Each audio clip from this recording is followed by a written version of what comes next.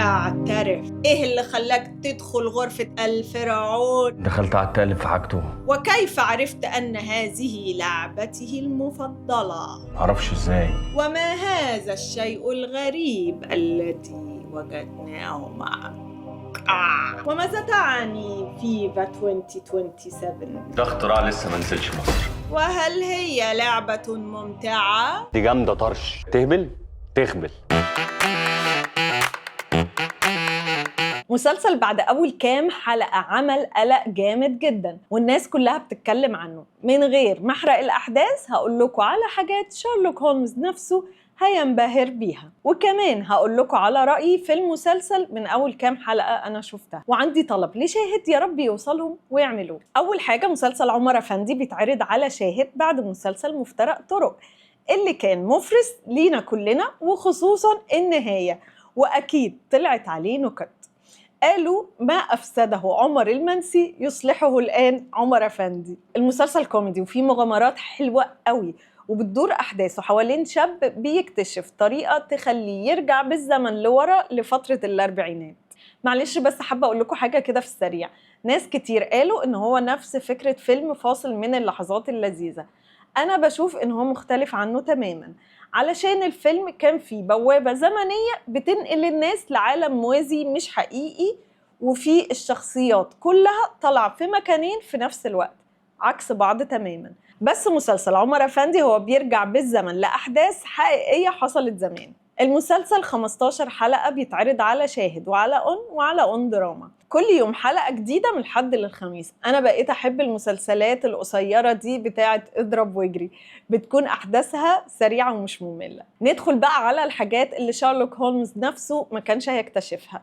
بكل أمانة أنا ما خدتش بالي من الحاجات دي، بس في ناس أخدوا بالهم من حاجات غريبة جدا. أول حاجة، عمر بيلاقي باب مكتوب عليه 207 فبيجري وبيخاف منه. ليه؟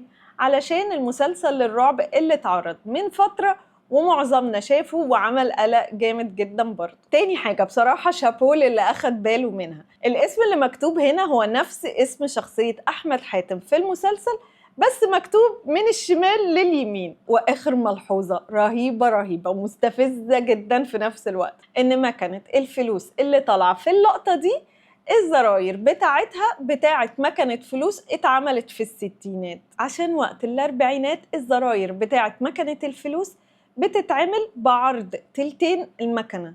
نعم، هموت مش مصدقة. وده على أساس إن إحنا كلنا أخدنا بالنا من التاريخ اللي مكتوب على الجورنان سنة 1943. ده أنا يا دوبك أخدت بالي إن الجورنان كان أبيض وأسود، فحب أقول للي أخد باله من التفصيلة دي ما تبقاش ضيق قوي كده. معلش الغلطة دي عندي أنا امسحها فيا. أول كام حلقة حلوين قوي والأحداث بتشد. أحمد حاتم لذيذ قوي ودمه خفيف. آية سماحة بصراحة بحب هبلها.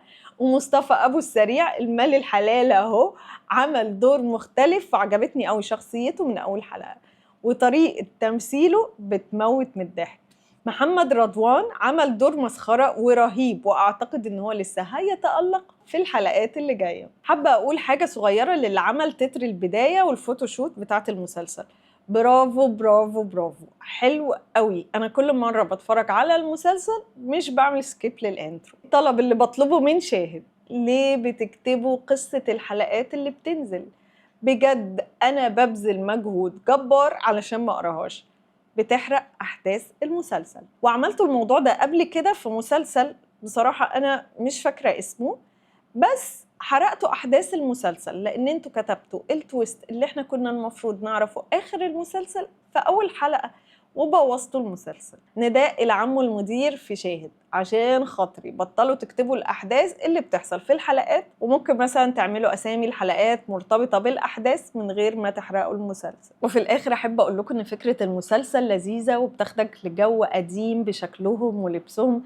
أنا بستمتع بيه بصراحة، وفي معظم الوقت أنا بخمن معاكم نهاية المسلسل، بس إحنا لسه بنكتشف الأحداث عشان المسلسل لسه في أوله. بصراحة أنا شخصياً زهقت من إني كل مرة أقول لكم ما تنسوش تعملوا سبسكرايب للشانل، بس أختي هي اللي بتقولي لازم تقولي كده. لازم تفكري الناس، لازم لازم لازم، علشان بتفرق جدا. كفاية كده علشان أنا تعبت.